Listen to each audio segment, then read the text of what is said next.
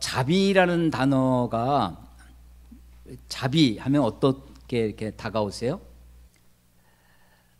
따뜻하고 아주 부드럽고 온화하고.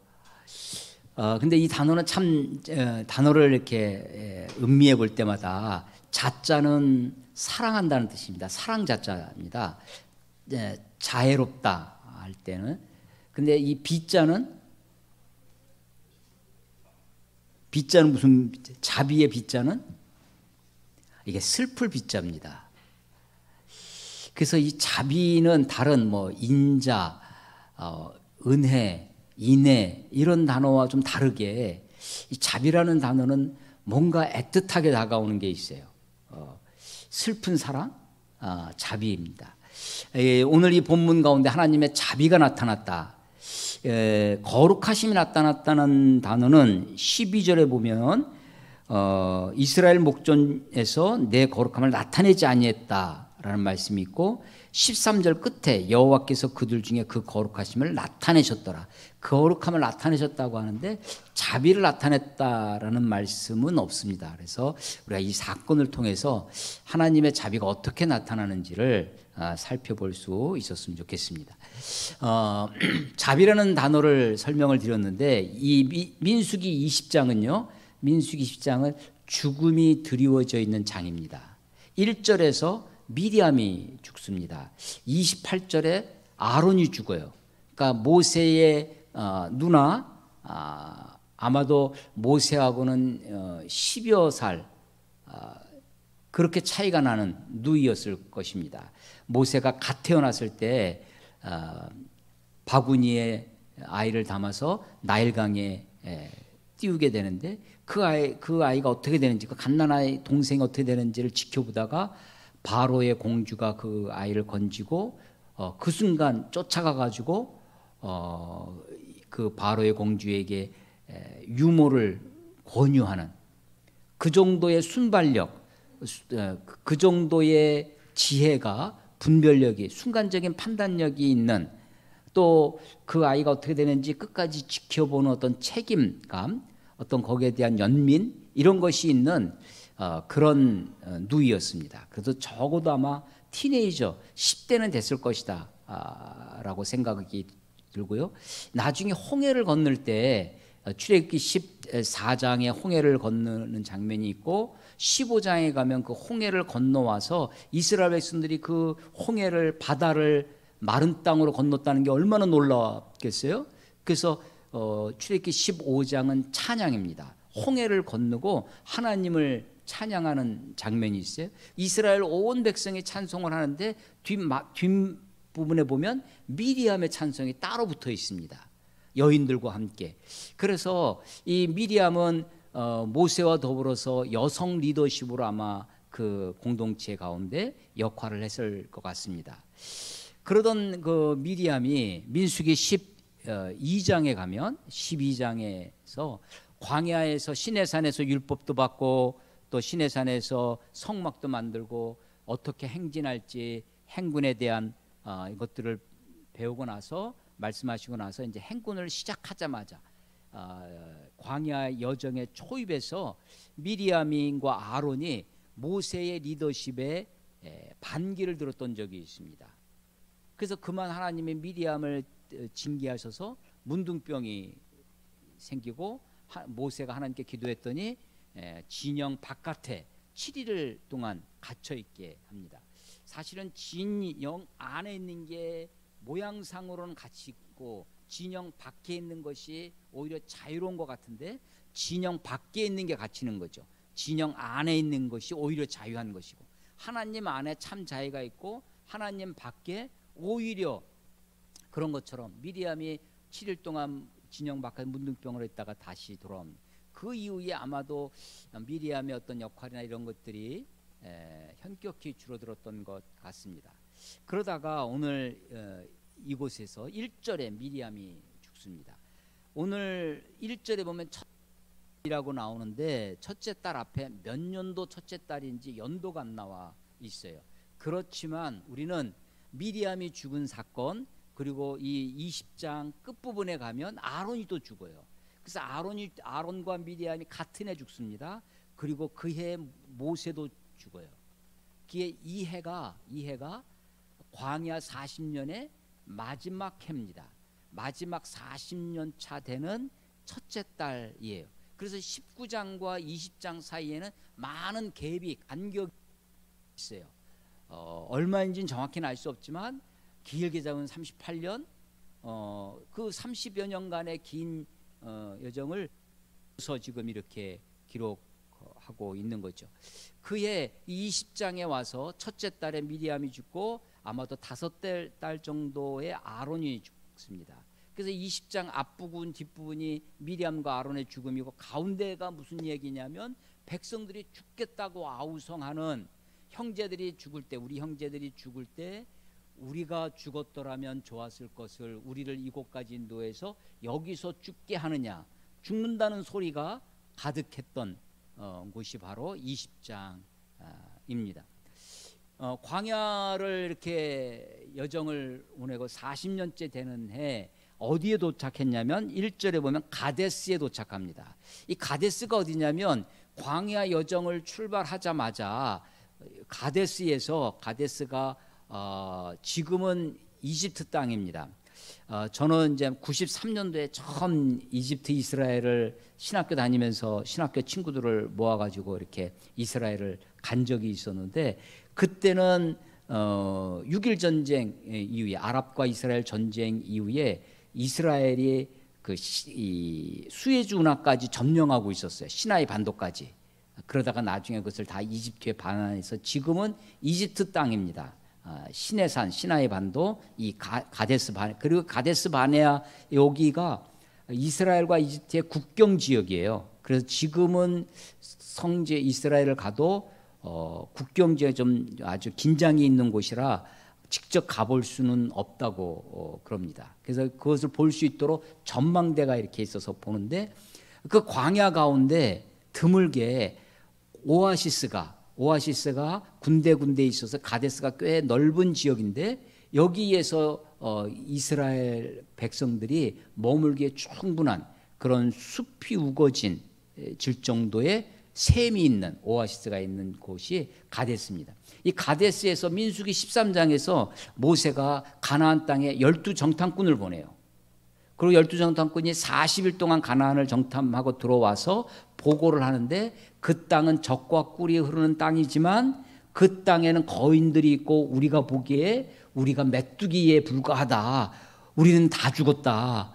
우리가 여기서 모세 말고 다른 사람을, 새로운 장관을 세워서 애굽으로 돌아가자라고 하는 가데스 반역 사건이 있었던, 그래서 하나님이 그것을 보고 진노하셔서 그 40일 정탐한 것을 하루를 1년으로 계산해서 40년 동안 방황하게 했던 이 광야 여정의 분기점이 됐던 곳이 바로 가데스였습니다. 근데 지금 약 38년가량 광야에서 방황하다 다시 어디에 와 있냐면 가데스에 와 있는 거예요. 그 가데스에서 미리암이 죽었습니다. 그리고 2절에 회중이 물이 없으므로 모세와 아론에게로 모여들었다 하는데, 모세를 대항하려고 온 거예요. 그런데 이 회중이 누구냐? 회중이 어떤 회중이냐는 거예요. 40년 전, 그러니까 38년 전 가데스에서 정탐꾼을 보냈을 때 하나님의 징계가 40년 동안 방황하면서 이렇게 하나님의 약속의 땅을 악평했던 저 보고자뿐만 아니라, 정탐꾼뿐만 아니라 거기에 부하내동에서 같이 하나님을 원망하고 울부짖고 애굽으로 돌아가자 했던 너희들, 우리의 처자들이 다 여기서 죽겠구나 했던 그 처자들, 아이들은 살고, 그때 20세 이상 인구 조사에 계수함을 받은 사람들은 다 죽게 됐다. 그래서 지금 40년 동안, 사실은 40년 광야의 여정이 어떤 여행이었냐면 그때 사람들이 죽어가는 여정이에요. 장례의 여정을 마치고 40년. 근데 이 회중은 어떤 회중이냐면 그 광야에서 다시 태어난 광야 세대입니다. 그러니까 애굽에서 나온 사람들은 그동안 40년 동안 다 죽고 광야에서 태어난 사람들. 그런데 그때 인구를 세울 때 20세 이상 세웠어요. 그러니까 이때 이 회중 중에 제일 나이 많은 사람은 몇 살이겠어요? 59세. 59세. 그러니까 60세 이하에서 그때 60세에서부터 20세가 주 인구층이 되겠죠. 그러니까 이 회중은 사실은 출애굽 세대가 아니라 광야 세대입니다. 그리고 이 사람들은 신세대죠. 그들은 애굽에서 나오는 홍해를 가르고 왔던 것들을 경험하지 못했던 세대입니다. 이 사람들이 똑같이 출애굽기 17장에서도 소위 르비딤 반석 사건, 반석을 쳐서 모세가 물을 낸 적이 있는데 시내산 가기 전입니다. 애굽 홍해를 건너자마자 시내산 가기 전에 그때 반석에 물이 없어서 또 하나님께 원망했더니 모세에게 반석 위에 서라. 내가 반석 위에 서리니 그 반석을 치라고 명령하셨던 르비딤 반석 사건이 있었습니다. 그 세대와 지금 이 세대는 40년의 차이가 있는 거예요. 앞선 세대와 뒷세대입니다. 그러니까 이 회중은 신세대입니다. 그런데 물이 없으니까 동일하게 모세와 아론에게 모여들어요. 여러분 출애굽기에서요. 물이 없어서 원망하고 먹을 것이 없어서 하나님께 원망했더니 만나를 주시고, 출애굽기에서는 불평하고 원망해도 하나님이 징계하지는 않으셨어요. 그리고 물이 없다고 하니까 반석을 쳐서 물을 주시고 먹을 게 없다고 하니까 만나를 내려주셨습니다. 민수기에 와서 이제 2년 정도 지나서 하나님의 말씀을 또 가르치시고 나서 민수기에 와서 11장에서부터 이 먹을 게 만나밖에 없습니다.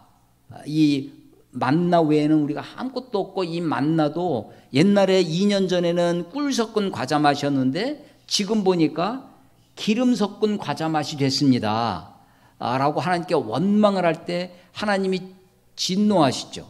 그리고 저들에게 매출하기를 너희가 먹을 게 없다고 누가 우리에게 고기를 주어 먹게 하랴 했더니, 그래 내가 너희들에게 고기를 주마.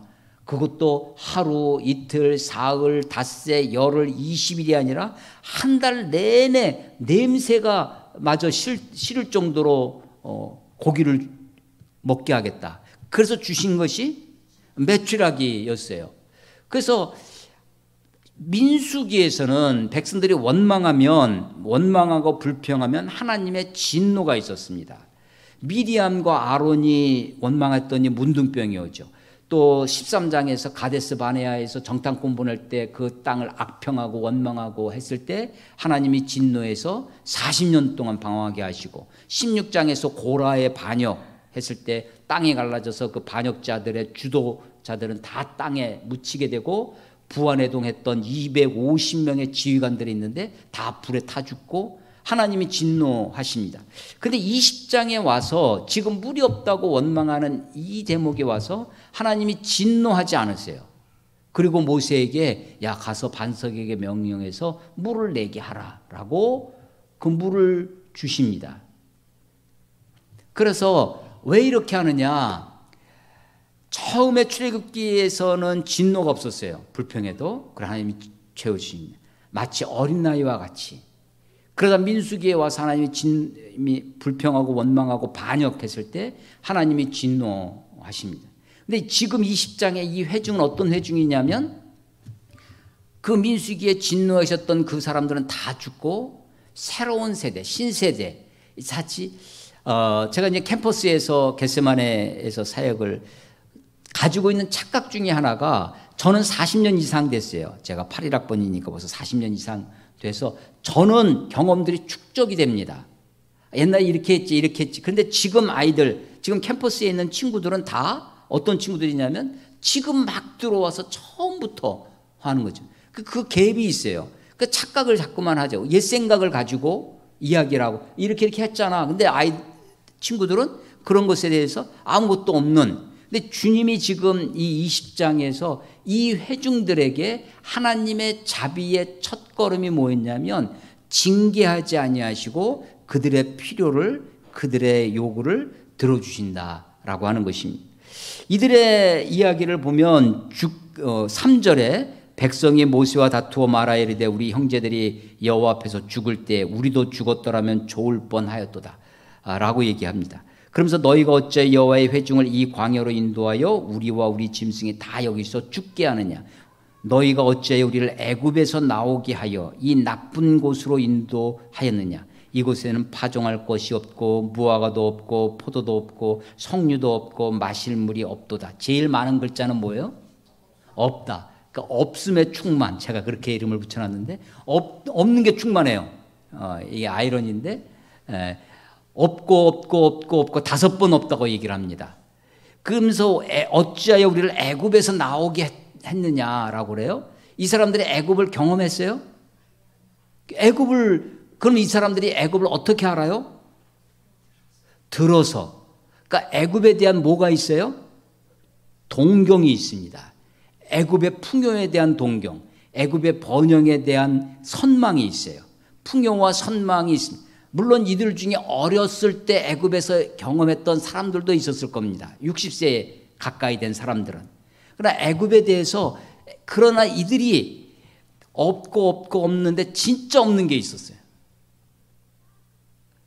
애굽에서의 채찍질에 대한 기억, 애굽에서의 그 압제, 다른 말로 하면 이것을 우리는 역사의식이라고 합니다.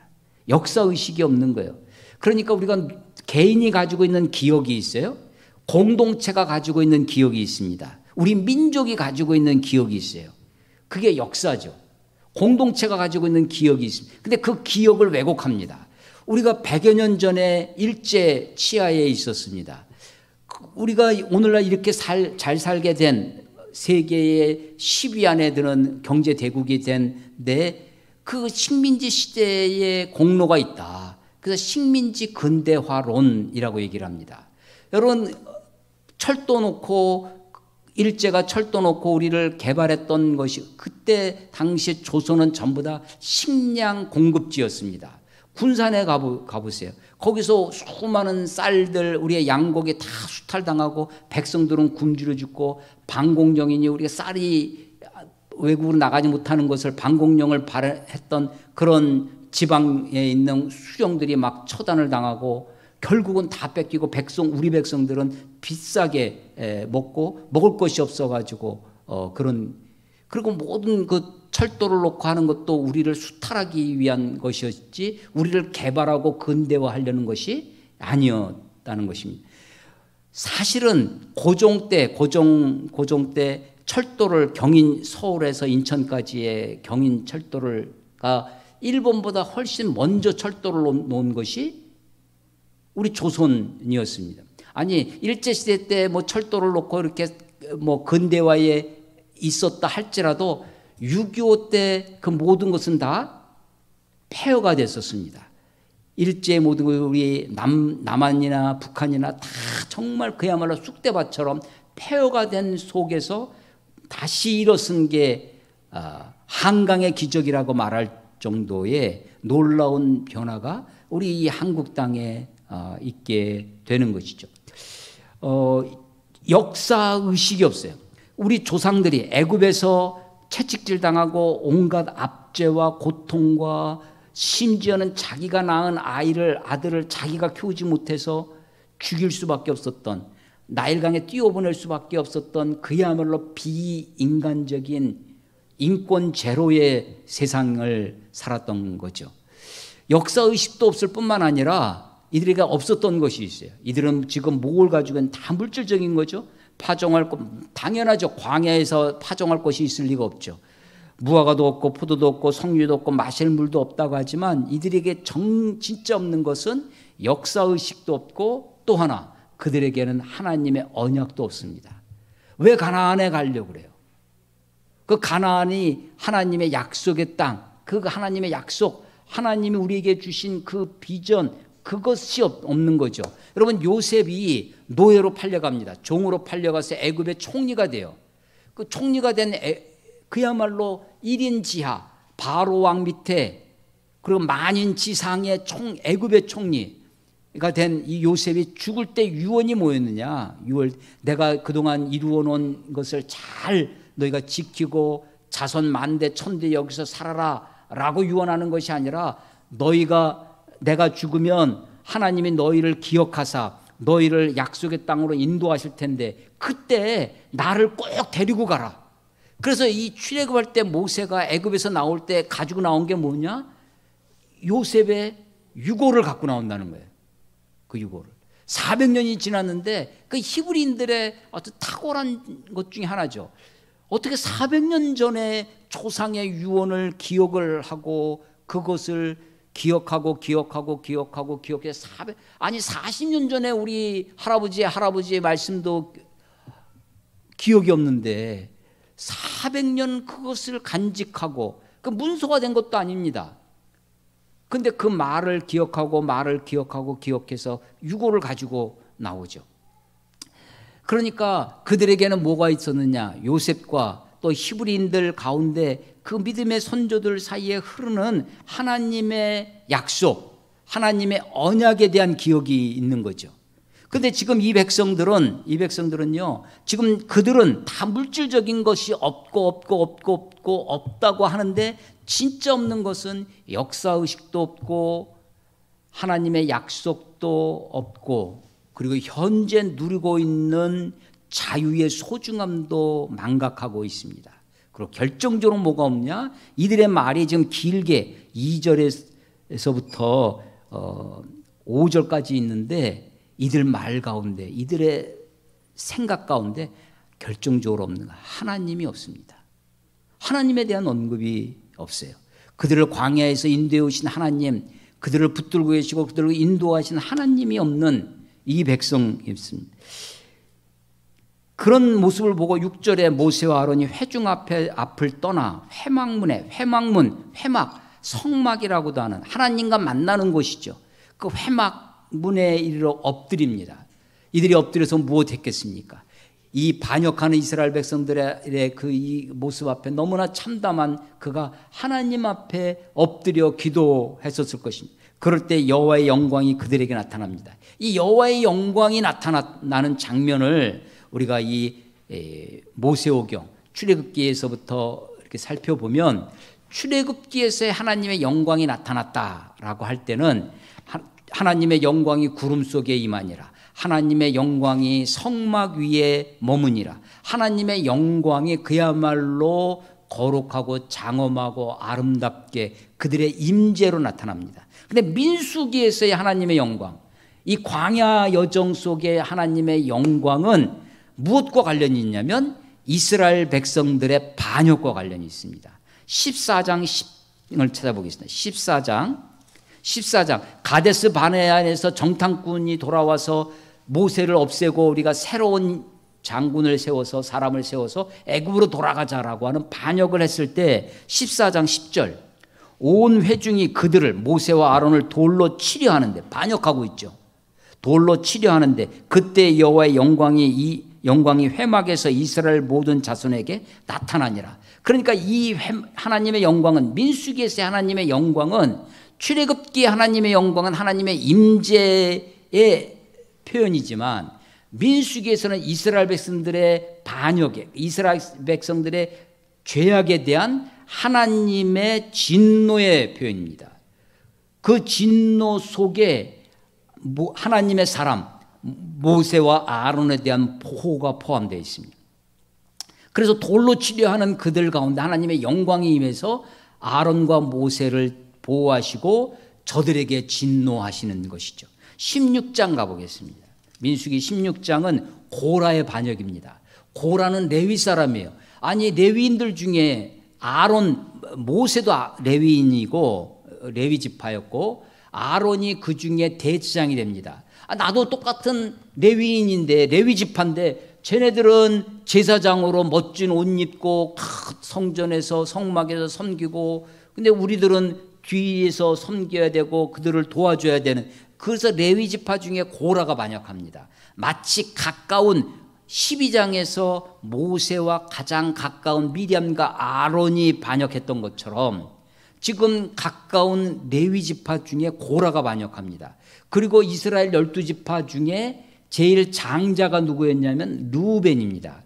그 르우벤 사람 중에 다단과 아비란, 우리가 자기가 으뜸이 되고 싶은 마음이 있는 거죠. 그래서 이 사람들이 주도해서 반역을 일으켜죠. 아까 말씀드린 것처럼 땅이 갈라져 그들이 다 땅속에 매장이 돼서 죽임을 당하고, 또 이스라엘의 250명의 지휘관들도 여기에 동조했다가 다 불에 타 죽습니다. 그때 16장 19절 봐보세요. 16장 19절. 고라가 온 회중을 회막문에 모아놓고 그 두 사람 모세 아론입니다. 모세와 아론을 대적하여, 지금 군중들을 모아서 모세 아론을 막 지금 협박하고 공갈하고 그를 막 윽박지르고 있는 것입니다. 그때 여호와의 영광이 온 회중에서 나타나셨습니다. 16장 42절 보세요. 16장 42절. 회중이 모여 모세와 아론을 칠 때에 이제 공격이 행동으로 나타나는 거죠.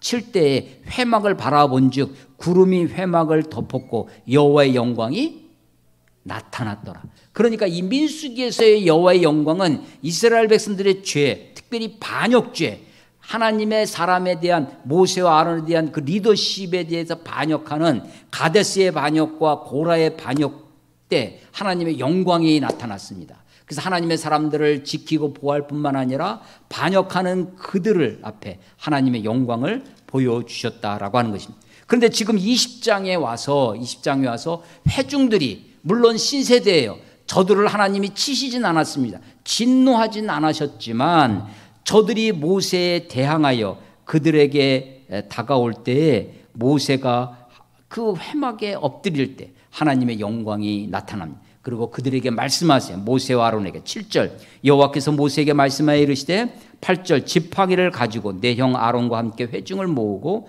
그들의 목전에서 너희는 반석에게 명령하여 물을 내라 하라. 내가 이 반석이 물을 내게 하여 회중과 그들의 짐승이 마시게 할지니라. 아주 분명하게 반석에게 명령하라는 거예요. 지팡이를 가지고 이 말씀을 하신. 그랬더니 모세가 9절. 모세가 그 명령대로 여호와 앞에서 지팡이를 잡으니라.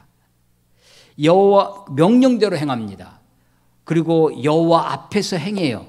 근데 그 뒷부분에 보면, 이제 10절 이하에 보면 명령대로 행하면서도, 여호와 앞에서 행하면서도 분노로 일하는 모세를 보게 됩니다. 그러니까 이게 긴장이 있어요. 하나님의 말씀대로 한다고 하면서도 그 말씀을 무엇으로 해요? 자기 분으로 해요. 하나님 앞에서 산다고 하면서도 자기 분노로 살아갑니다. 그래서 회중들을 모아요. 그 명령대로 여호와 앞에서 지팡이를 잡았습니다. 그런데요, 이 지팡이는 어떤 지팡이였냐면 애굽에서 재앙을 내리던 지팡이였습니다. 나일강을 가르던 그 지팡이예요. 반석을 치던 지팡이입니다. 사실은 이 지팡이는 하나님의 심판의 상징이었습니다.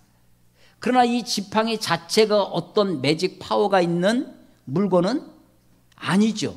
지팡이도 여전히 나무일 뿐입니다. 지팡이를 잡고 하나님의 권위, 하나님이 함께 하신다는 그런 상징일 뿐이지 지팡이를 의지하고 갈 것은 아니었습니다. 자, 말씀대로 행합니다. 명령대로 여호와 앞에서 지팡이를 잡으니라 이렇게 되어 있는데, 명령대로 여호와 앞에서 지팡이를 의지하고 지팡이를 내 도구로, 내 수단으로 전락시키면 안 되는 것입니다. 그래서 이 하나님이 분명하게 반석의 명령에 물을 내라 라는 명령을 받고, 10절 분기점입니다. 모세와 아론이 회중을 그 반석 앞에 모으고 모세가 그들에게 이르되 반역한 너희여 들으라. 우리가 너희를 위하여 이 반석에서 물을 내려 하고, 모세가 그의 손을 들어 그의 지팡이로 반석을 2번 치니 물이 많이 솟아나오므로 회중과 그들의 짐승이 마시니라. 예. 지금 회중들은 모아놓고 뭐라고 그래요? 반역한 너희요. 반역. 지금 모세가 지금 이 모세의 생각 중에, 모세의 안 중에, 모세의 심 중에 가득 찼던 게 뭐예요? 반역입니다. 반역. 언제? 가데스에서 봐요. 사실은 40여 년 전, 38년 전의 일이었어요. 그런데도 그것은 모세에게 큰 트라우마로 남아있었을 것입니다. 그래서 지금 이스라엘 백성들이 신세대예요. 이 사람들의 제일 나이 많은 사람이 몇 살이라고요? 60, 59, 60세 이하. 자, 모세는 이때 나이가 몇 살일까요? 모세가 몇 살에 죽어요? 120. 그 지금 모세는 120이에요. 회중 중에 제일 나이 많은 사람 몇 살? 60. 그러니까 지금 완전히 반토막입니다. 지금요, 모세가 그들을 보고 120이 된 모세가 60 그 이하의 젊은 회중, 그야말로 신세대의 회중을 보고 반역한 너희여. 그래서 이 반역한 너희여, 우리가 너희를 위하여 이 반석에서 물을 내랴 라고 말하는 모세의 이 말, 이 어투, 이 속에 고압적인 자세가 물씬 강압적이고 책망하고 지배적이고 군림하는 모습이 그대로 드러납니다. 아까 회중들의 원망이 있었어요. 원망에 그들의 말로는 파종할 것도 없고 석류도 없고 무화과도 없고 포도도 없고 뭐도 없고 없다고 했는데, 정작 없는 것은 그 물질이 없는 것이 아니라 역사의식도 없고 하나님의 말씀에 대한 언약도 없고 결정적으로 하나님이 없다고 했는데, 보니까 모세의 말에도 뭐가 없어요? 하나님이 없습니다. 하나님이 없고 뭐가 충만해요? 자기가 충만해요. 모세가 이 분노가 그러니까 명령대로 회중들을 모아놓고 반석 앞에 가가지고는 자기 분노로 행동합니다. 성냄으로, 사람이 성내는 것이 하나님의 의를 이루지 못한다고 야고보서 1장 20절에 말씀하고 있는데, 모세가 왜 이렇게 분노했을까? 모세가 왜 이렇게 우리 사회에요, 드라마를 지금 가끔 보면 우리나라 드라마의 태반은 욱하는 장면입니다. 소리치는 장면. 그래서 욱하는 사회가 되어버렸어요. 오은영 박사가 못 참는 아이, 욱하는 부모, 이게 베스트셀러가 되어 있는데, 욱하는 사회가, 분노가 있습니다. 우리 사회에 가득 차 있는 것 중에 하나가 분노 게이지가 있어요. 진보는 진보대로 분노하고 있고, 보수는 보수대로 분노하고 있습니다. 이 분노가 우리 사회에 차오르고 있습니다. 기회만 있으면 그것을 폭발하려고 해요. 아니, 소위 분노 조절 장애라는 말을 제가 어렸을 때는 들어보지를 못했습니다. 길바닥에서 어떤 가게 앞에서 백화점에서 뒤집어가지고 막 발버둥 치는 아이들을 우리 어렸을 때는 보지 못했었어요. 근데 어느 순간 우리 사회가 풍요가 많아지고, 뭐가 많아지냐면 자의식이 많아집니다. 자의식이 강화돼요. 자의식이, 자기를 존중하고, 어렸을 때부터 자의식을 북돋아서 자의식 과잉의 시대입니다. 그래서 그것이 나타나는 것이 뭐냐면 교만이에요. 그래서 분노입니다. 분노. 그것이 분노로 나타나요. 이 모세가 왜 분노했을까를 생각을 해볼 때 첫 번째 제가 생각하는 것은 임계점에 도달했다는 겁니다. 뭐에 도달했다고요? 임계점이요. 그동안 참아왔습니다. 몇 년 동안 참아왔을까요? 40년 동안 참아왔습니다. 참고 참아왔어요. 참을 만큼 참았다고 생각하는 것입니다. 그래서 더 이상 참을 수 없다고 생각을 하는 거죠. 이 반역한 너희여 라고 하면서 과거의 그 경험들을, 사실은 그 세대와 이 세대는 다른 세대예요. 그런데 그걸 가지고 지금 이 아이들에게, 그래서 사실 선생님들이 아들들 했을 때 정작 잘 온 애들은, 지각한 애들은 딴 애들인데 그 애들이 혼나는 꼴이죠. 그래서 이 아이들 보니까 반역한 너희여, 우리가 너희를 위하여 이 반석에서 물을 내랴 라고 하면서 40년 동안 자기는 참고 참았다고 생각했어요. 그래서 그 임계점에 한계에 도달하는 거죠. 그 임계점에 도달했다고, 참을 만큼 참았다고, 더 이상 참을 수 없다고 생각했을 때 분노가 폭발합니다. 근데 이제 가면 갈수록 사람들에게 그 임계점이 낮아지고 있어요. 그래서 조금만 저기 하면 폭발합니다. 그래서 이 분노 조절 장애를 학술적으로는 분노 조절 장애라고 말하지 아니하고 간헐적 폭발 장애라고 합니다. 간헐적으로 폭발하는 거예요. 괜찮을 때가 있습니다. 그러다가 간헐적으로 폭발해요.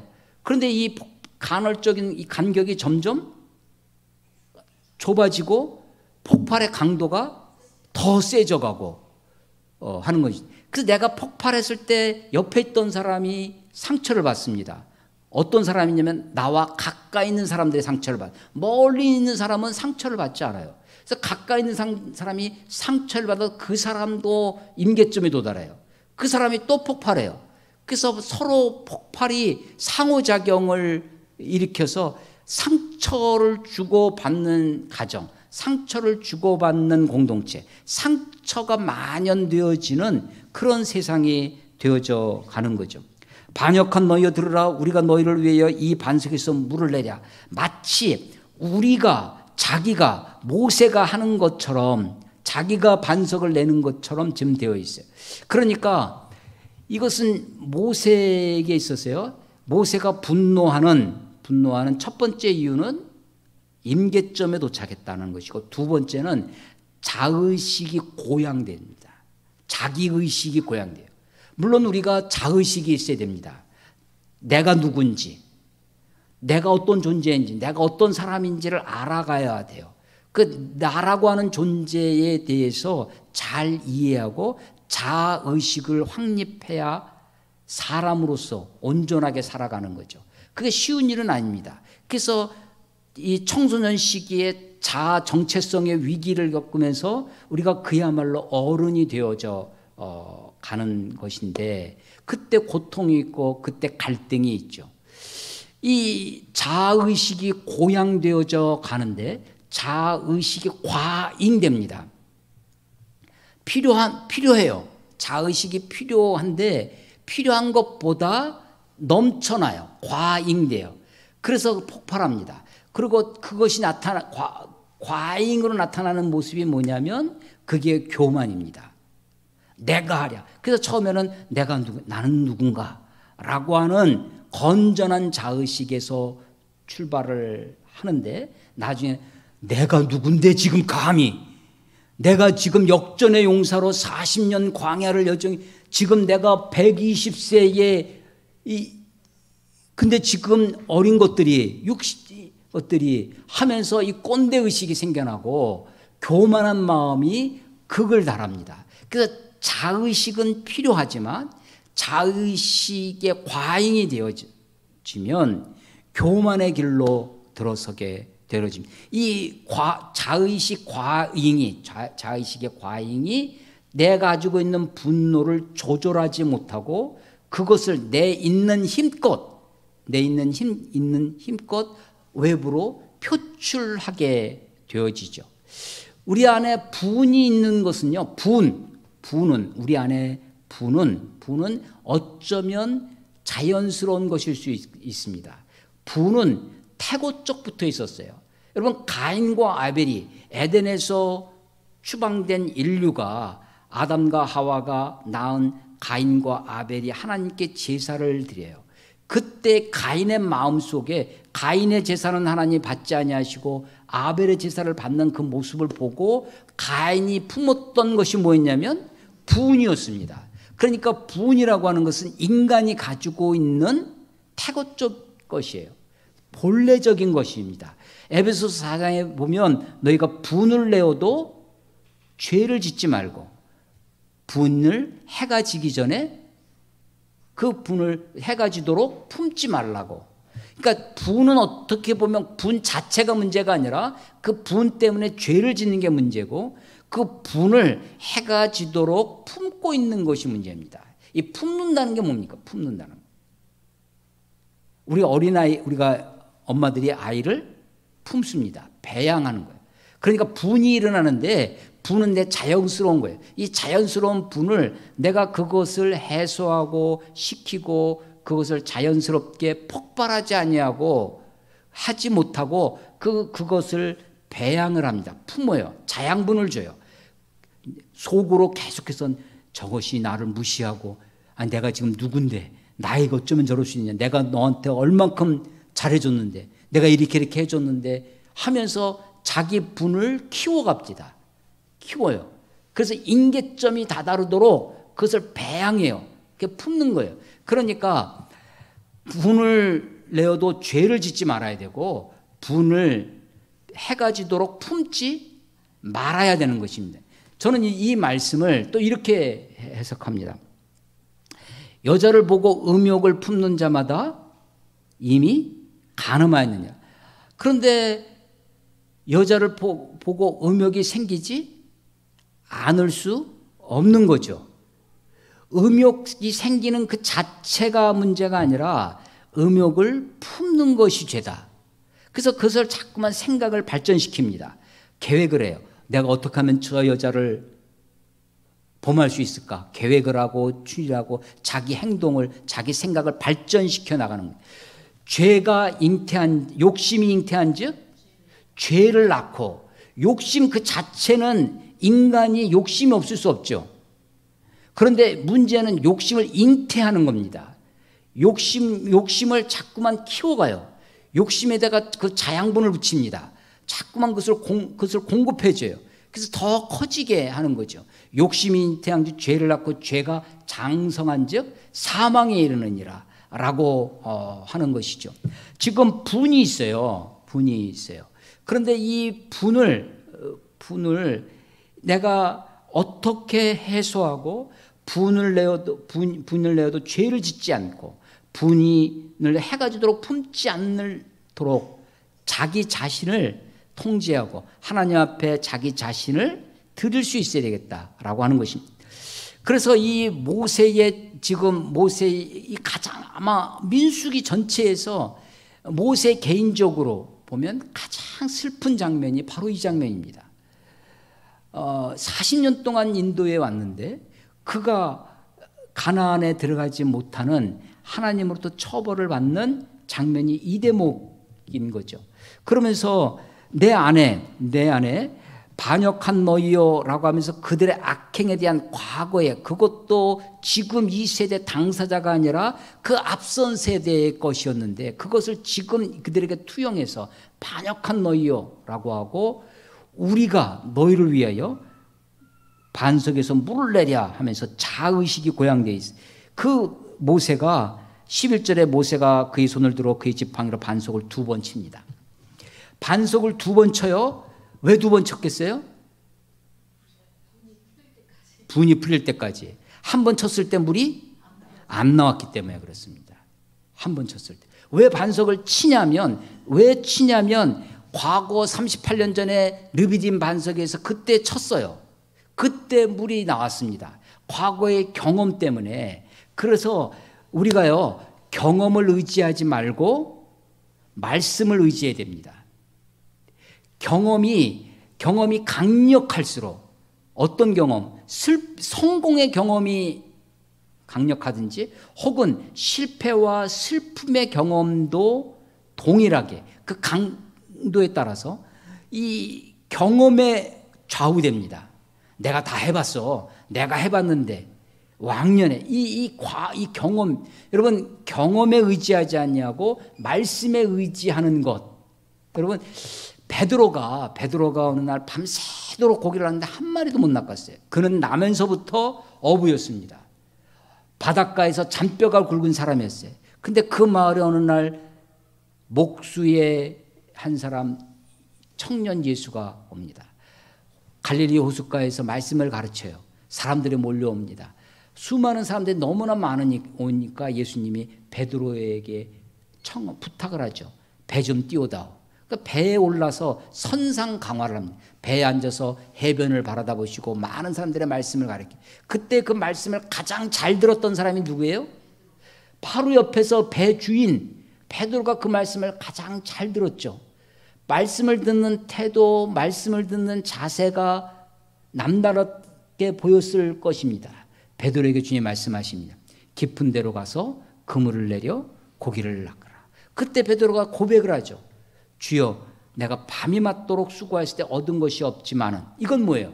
베드로의 경험입니다. 아니, 당장 어제의 경험뿐만 아니라, 아니, 저는 이 바닷가에서 잔뼈가 굵은 사람입니다. 바람만 부는 것을 봐도 고기가 어디 있는지, 지금 낮인지 밤인지 시간만 봐도 고기가 어디 있는지를 아는 사람인데, 목수인 당신이 제 경험상 그 깊은 데는, 그것도 이런 낮에는 물고기들이 깊은 바닷속에 저 바닥에 붙어 있어서 물고기들이 깊은 데 없는 것이지. 그런데 베드로가 그렇게 말하지 아니하고, 내가 밤이 맞도록 수고했을 때 얻은 것이 없지만은 말씀에 의지하여 그물을 내리리이다. 내 생각, 내 경험, 내 지식, 내 감을 의지하지 않고 하나님의 분명한, 선명한 나에게 주신 그 말씀을 의지하고 사는 것, 그때 역사가 일어나죠. 지금 이 모세에게는 분명한 하나님의 말씀이 있었습니다. 명령하여, 반석에게 명령해 물을 내라. 반석아, 물을 내라. 이렇게 말하라는 거예요. 그런데 가가지고 우리가 반석에서 물을 내랴 하면서 이 분노로, 아까도 말씀드렸지만 명령대로 행하는 것 같습니다. 여호와 앞에서 행하는 것 같아요. 그런데 자기 분노가 밑바닥에 있는 거예요. 자기 분노가 내 마음의 동기, 행동의 동기가 되고 경험이 내 의지가 되어서 동기, 분노로 자기 경험으로 하는 것입니다. 한 번 쳤을 때 물이 안 나왔을 때 깨달았어야 돼요. 아, 이게 아니구나. 그런데 한 번 더 쳐요. 안 나오니까. 근데 하나님이 그때 물을 내십니다. 왜 낼까요? 너 백날 쳐봐라 물이 나오나. 저 같으면 너 한번 밤새도록 쳐봐라 물이 나오나. 그런데 하나님은 어떤 하나님이에요? 자비의 하나님이세요. 회중들에게만 자비를 베푼 것이 아니라 모세에게도 자비를 베풀어서 모세의 리더십, 모세됨을 드러내고 있는 거죠. 그 두 번 칠 때 물이 나오게 했어요. 그것도 찔끔 나온 게 아니라 회중들도 먹고 짐승들까지 다 먹을 정도로 풍족한 물을 내셨습니다. 그런데 하나님은 자비의 하나님인 뿐만 아니라 하나님은 공의의 하나님이십니다. 하나님은 거룩의 하나님, 하나님의 속성 중에 하나님의 속성, 하나님이 어떤 분인지 우리가 여러 가지로 얘기할 수 있는데, 하나님 스스로, 하나님 본인이, 하나님 스스로 자기는 나는 무엇하니 너희도 무엇하라고 말씀하신 것이, 예, 그렇습니다. 신약에 오면 하나님은 사랑이시니라 라고 말씀하세요. 하나님. 근데 구약의 하나님, 구약의 이 모세 오경을 통해서 하나님 스스로 나는 거룩하니 너희도 거룩하라. 하나님이 우리에게 가르쳐주시는 가장 중요한 속성 중에 속성이 뭐예요? 거룩입니다. 하나님의 거룩이 우리에게 나타날 때 영광으로 나타납니다. 그래서 거룩과 영광이 이게 아주 비슷합니다. 거룩이 나타나는 것과 하나님의 영광이 나타나는 것과 아주 흡사해요. 그래서 하나님의 거룩을 우리는 하나님의 영광으로 경험합니다. 하나님이 지금 이 사건, 무리바 사건을 통해서 오늘 설교 제목이 하나님의 이 무리바 사건 속에 하나님의 자비와 하나님의 거룩하심이 나타났다. 자비를 지금 설명드렸어요. 백성들을 향한 자비, 모세를 향한 자비가 있습니다. 근데 그때 하나님의 은혜라고 제가 안 하고 자비라고 했어요. 자자는 사랑이지만 비자는 슬픔이에요. 하나님 마음속에 그들에게 은혜를 베푸고 그런데 하나님 마음속에 슬픔이 있을 것 같아요.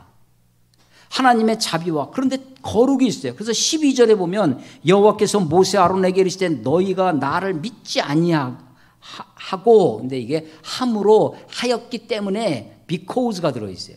너희가 나를 믿지 않아서 이스라엘 자손의 목전에서 내 거룩함을 나타내지 아니했다. 동기가 뭐예요? 원인이 뭐냐면 불신입니다. 모세가 안 믿었다는, 이것도 참 어렵습니다. 신앙인의 불신이 있어요. 신앙인의 불신이 있어요. 모세가 하나님을 믿지 않았대요. 너희가 나를 믿지 아니해서, 그래서 나타난 것이 뭐냐면 이스라엘 자손의 목전에서 내 거룩함을 나타내지 아니했다. 하나님의 거룩하심을 나타내지 않았다는 거예요.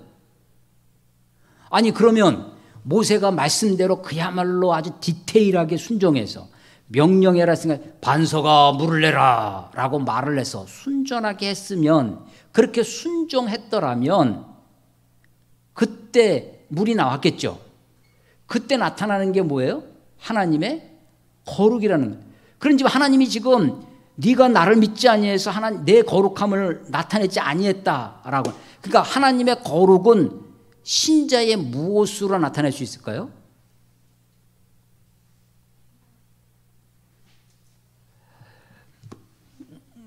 하나님의 거룩은요, 신자, 믿는 자의 순종으로 나타납니다. 하나님이 우리들에게 요구하시는 것은 위대한 행동, 그레이트 액션을 우리들에게 요구하시는 것이 아니라 우리들에게 단순한 순종을 요구하십니다. 베드로의 경우가 그랬죠. 깊은 데로 가서 그물을 내리는 그 순종을 하나님이 원하시는 거예요. 열왕기하 5장에 가면요, 아람의 군대 장관 나아만 이야기가 있습니다. 아주 그 당시에는 영웅적인 장군이었습니다. 근데 그에게는 문제가 하나 있었어요. 문둥병이 있었습니다. 나병이 있었어요.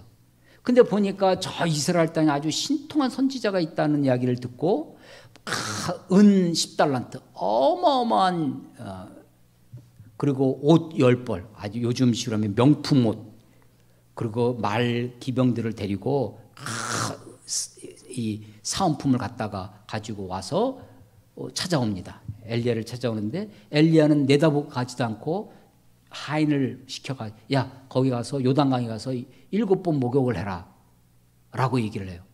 이때 나아만이 듣고 충격을 받습니다. 아니 지금 버선발로 내려와서 나를 맞이해도 지금 시원찮을 판에, 아니 우리 다메섹에 가면 이보다 더 좋은 강이 많은데 이 요단강 여기에 와서 7번 목욕하라니, 내가 돌아가서 다시 군대를 끄는데 이 놈들을, 이 나라를 완전히 멸해버리겠다라고 할 때 옆에 참모들이 이야기합니다. 아니 장군님, 아니 이거보다 더 어려운 일을 시켰어도 하셨을 거 아닙니까?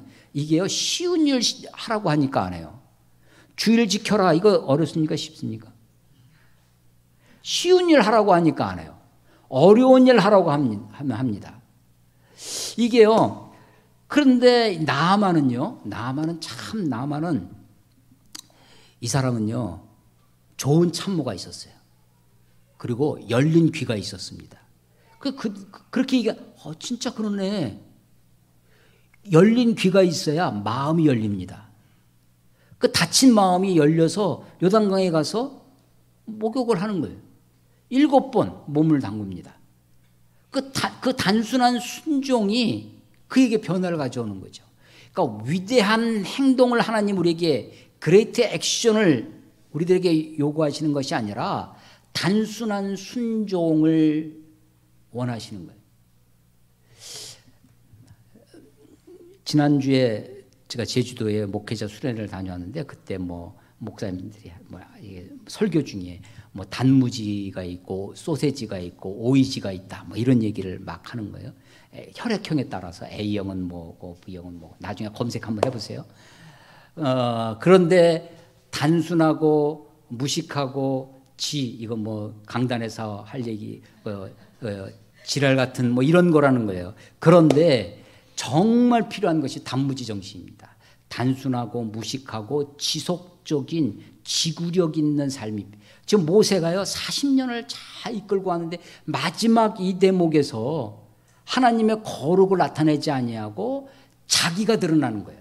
자기 자의식의 충만, 자의식의 넘쳐남, 과잉, 오버플로잉 되는 거죠. 그래서 그가 하나님의 거룩함을 나타내지 않아요. 여러분, 이 영광과 거룩이 아주 비슷하다고 그랬죠. 아주 가까이 있다고 그랬습니다. 이 한번 성경을 한번 찾아보겠습니다. 레위기 10장 3절을 한번 찾아보세요. 레위기 10장 3절.